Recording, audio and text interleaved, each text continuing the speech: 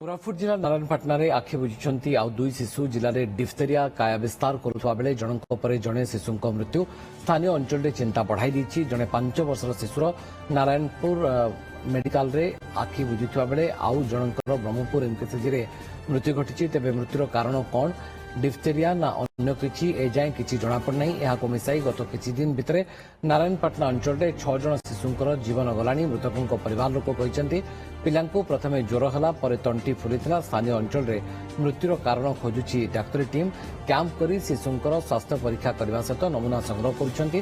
शिशु मृत्यु उपरे कोरापुट जिला मेडिकल कर्तृपक्षर प्रतिक्रिया मिल पार नाही।